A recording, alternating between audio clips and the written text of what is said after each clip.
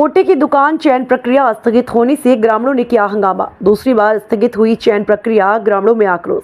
कैसरगंज के ग्राम पंचायत कुडौनी में सरकारी राशन की दुकान की चयन प्रक्रिया दूसरी बार कोरम पूरा न होने के कारण स्थगित कर दी गई।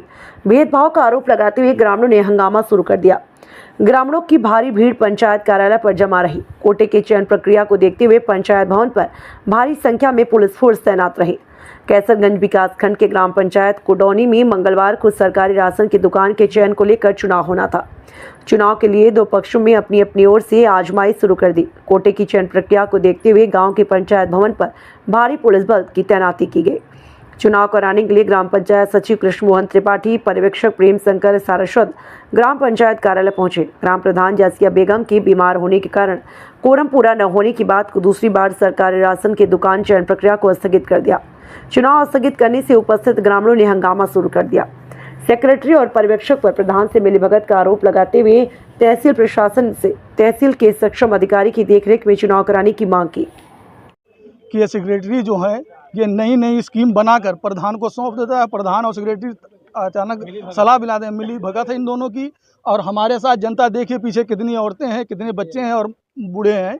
ये सारी जनता हमारी तरफ है। अगर ये प्रधान की तरफ होती या विपक्ष में होती तो कतई चुनाव पहले दिन ही हो जाता। पहले दिन वो शिकस्त खा गए, नहीं सामने आए। दूसरी बार में उन्होंने यही हाल देखा कि जनता इनके साथ है। हमको जनता दे रही कोटा, हम इनसे नहीं पा रहे हैं। और न मेरी इतनी औकात थी कि मैं कोटा ले लेता। सारी जनता मेरे को दे रही है, पूरा गांव भी मेरे को सपोर्ट कर रहा है, तब मैं पा रहा हूं। मैं अकेला, मेरी बस की बात नहीं है। और मैं उन भाइयों का, उन बुजुर्गों का शुक्रिया अदा करता हूं जो बेचारी तपती हुई धूप में मेरे साथ खड़े हैं। मैं उनका शुक्रिया अदा कर रहा हूं। लेकिन ये सरासर गलत कर रहे हैं मेरे साथ, नाइंसाफ़ी कर रहे हैं कि कोई मजदूरी कर रहा है, खेत से आ रहा है, कोई मजदूरी बाहर करने जाएगा, उसके बच्चे जिएंगे। हम सब मजदूर दे रहा है, हम प्रधान नहीं हैं, ना हम सेक्रेटरी हैं। सेक्रेटरी बता रहे हैं हमको गर्मी लग रही है, यहाँ व्यवस्था नहीं है। प्रधान से फोन करके बता दिया होता, प्रधान से फोन करके बताया होता कि यहाँ पंखा लगाओ, यहाँ लाइट जलाओ। हम कोई प्रधान है जो हम व्यवस्था करवा दें? तो आज प्रधान के कहने पर तुम एप्लीकेशन 1 रुपये का कागज लगा लिया, मेडिकल लगवा लिया कि हम बीमार हो गए, तो उसकी कहने मान पर तुमने बैठक स्थगित कर दी है। गांव में विवाद करना चाहता और यहाँ ये कुडौनी गांव है, अति संवेदनशील गांव है। यहाँ पे तनाव बढ़ रहा है बराबर। हमारे भतीजे को बुलाकर धमकाया गया, उनके आदमियों ने धमकाया कि तुम्हारे ये है वो है, बराबर धमकाते हैं, बराबर धमकाते। ये कहना चाह रहा हूँ, जैसे आप प्रधान बीमार है, ईश्वरी ने बताया कि प्रधान बीमार हैं तो कैंसिल हो रहा है प्रोग्राम। और सर जो प्रधान प्रतिनिधि लिखते हैं अपने आप को, गांव में घूमते हैं, सर उनका क्या होगा फिर? वो न लिखे जो प्रधान प्रतिनिधि अपने आप को बता रहे हैं, चुनाव क्यों नहीं करवा रहे हैं? प्रतिनिधि बनने को कोई राजी नहीं है।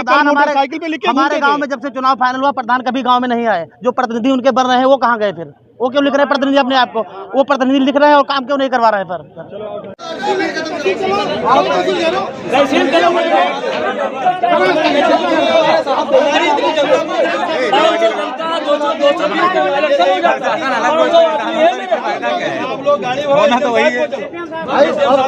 उनका अधिकार है, विशेषाधिकार है, कैसे कराएंगे चुनाव वो जानते हैं ना।